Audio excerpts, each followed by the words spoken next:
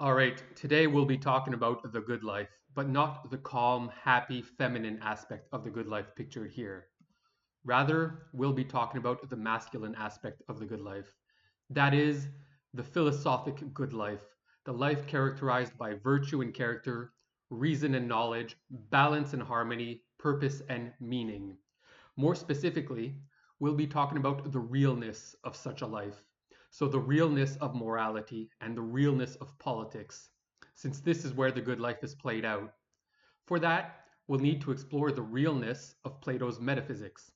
Plato, by the way, was an ancient Greek philosopher who lived about 2,500 years ago and is a foundational thinker in our culture. It's been said that all other Western philosophers are only a footnote to Plato. You see, Plato argued that our senses can be deceptive and posited the existence of a higher world of forms beyond our physical, material world. That means true knowledge comes from reason and understanding, not just perception. To find what is true, what is real, we have to use our minds and contemplate to gain access to the good society, the good individual. However, if discussing Plato's ideas in public today, one would be waved off as a naive, unrealistic dreamer. Sure, people would say, the good society and the good individual are both beautiful and noble ideas, but it isn't real. There has never existed a perfectly good and perfectly just state, or a perfectly good and perfectly just individual. So, isn't your ideal just that? Your ideal? Your personal opinion? Subjective? It's in your mind? Maybe it's in the minds of others too, but it isn't real. These Platonic ideas are merely your ideas. How can they be part of the real world? Well, for that, we need to look at the modern mindset. The typical modern view is that the real world is merely the world we can see and touch, the objective material world, the world we can know best by science.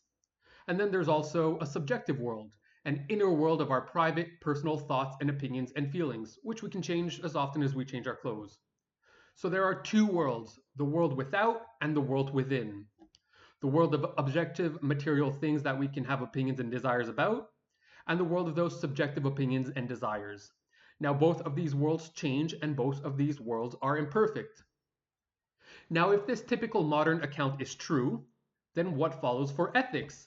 There are only two places that the good can be: in the objective material world of rocks, or in the subjective inner world of opinions and feelings. And since values aren't material things like rocks, they must be subjective opinions and feelings. Ethics, then, is a matter of subjective ideals and values that we posit, that we create. Values are not like rocks. We don't discover them. They're like art. We create them.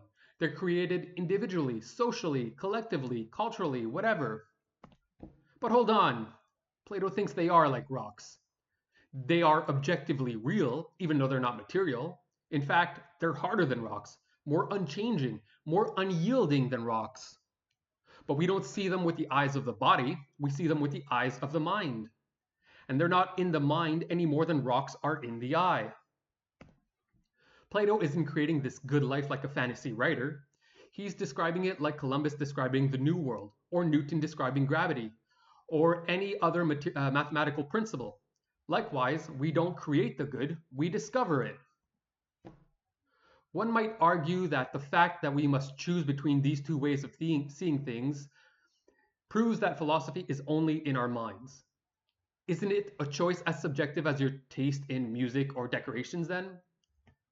It is something that I happen to like, or my society, or that my genetics and my brain chemistry has caused me to like. But there are implications to the way that we frame things. If it is just us, humans, who create the good, justice is simply the label pinned on the laws by whoever has the power to make them.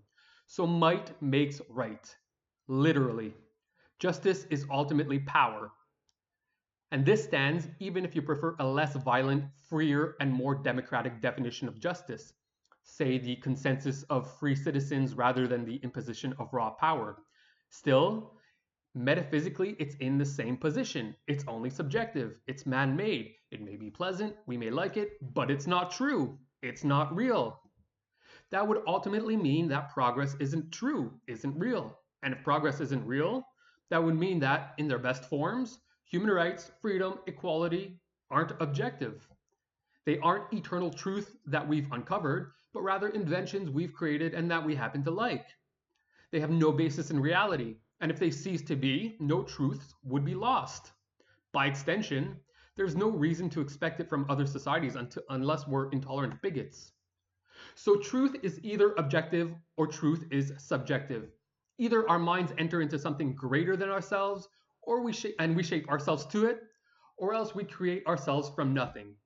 Platonism is the earliest philosophic form asserting that our minds enter in something greater than ourselves, a cosmic order, a larger than life meaning and purpose, an intelligibility, a truth or rationality that we discover and believe and know and live and conform to and find our authentic selves in. So Platonism is not a religion, but it heavily influenced Christian theology. And although it's not a religion, it can most easily be understood with a religious parallel. Just think of the verse, "Do not conform to the pattern of this world, but be transformed by the renewing of your mind." Then you will be able to test and prove what God's will is, his good, pleasing, and perfect will. In other words, either God created us in his image or we created him in ours. Either he wrote the play we're in or we are writing it.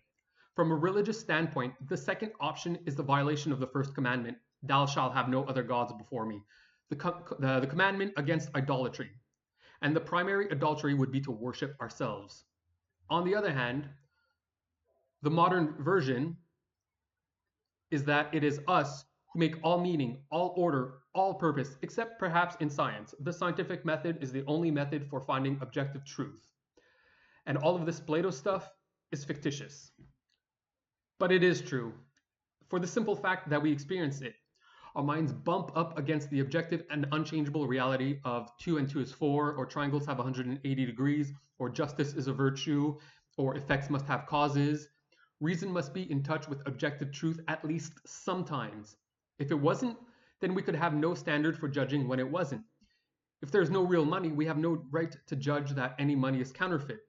If there's no ultimate truth, we can't judge any thoughts as wrong.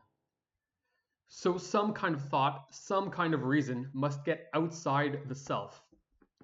Now, I'm defending here metaphysics as objective truth, as reason beyond the senses. Plato's conception of the forms turned out to be narrow and limited. But does that render metaphysics, the contemplation of objective ideas, false? He lived in a static world prior to our historical consciousness. Does it simply show the inability in his time to fully grasp the ideas? And that progress has occurred since, and a fuller version of objective ideas are now attainable? The Canadian intellectual tradition agrees that this is the case. Now, this is not just abstract stuff. It is things we encounter in daily life.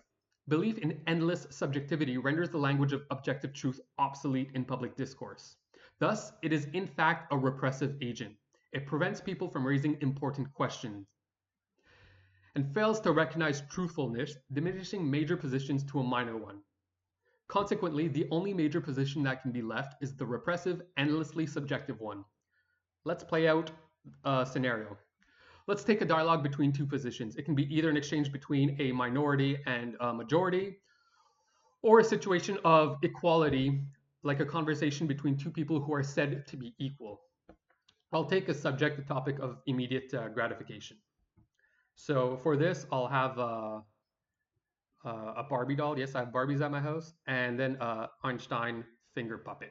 They'll play out our scenario. So here we go.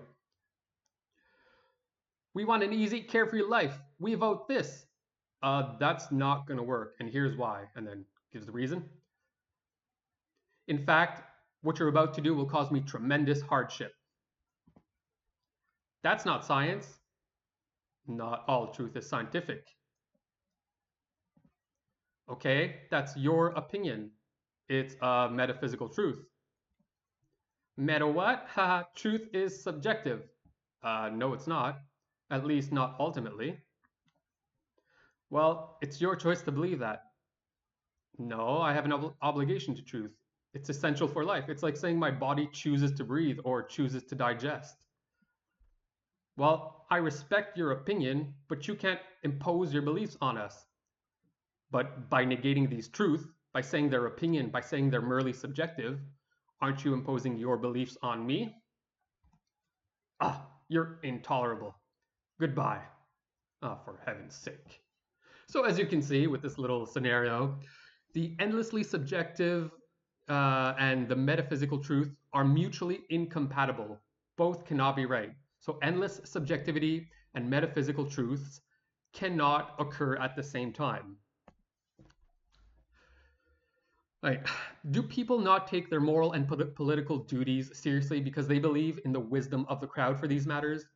The wisdom of the crowd is the concept that the collective opinion of a diverse group of individuals will be more accurate or insightful than the judgment of a single person or a small group.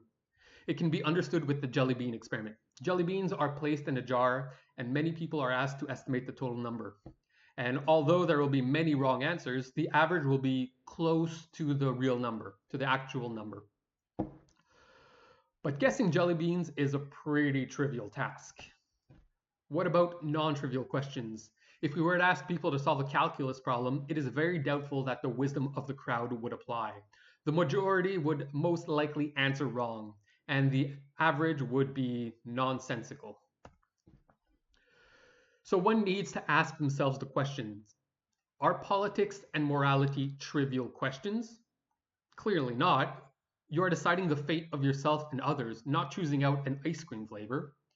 Therefore, in a democracy, does the citizen not have a responsibility to know the core content of life? Does responsibility not come concurrently with freedom? One has their profession and, more importantly, their identity, which transcends it, or at least hopefully. Most people should be more than their job and their little comforts, their hobbies, interests, and social life. And also, you may vote for someone who absolves you from this responsibility, but does that make it real? The damage consequences will ultimately still be there, will have to be dealt with. So, in Plato's time, the classical thinkers accepted as fact that wisdom was only for the few. As a consequence, the ancients could not think away slavery. Was this due to being a product of their time caused by the scarcity, or was this an acute observation? On a complete flip side, American liberalism, which is now mostly globalized, has cut ties with the wisdom tradition from which it came out. The self-interested freedom seems more akin to being feral than free, though. And thus, people are at the mercy of being exploited by society. Is a third option viable, responsible democracy? Only time will tell. Now, a lot of the Plato stuff that I got in the earlier slides was from this book over here. Like this is not an ad. It's just giving credit where credit is due. Peter Kreeft's book on Audible. So somewhere direct quotes. Okay, that's it. I gotta get going. I'm going to be changing my CV axle in my pickup today. So completely different change of pace. See you next week.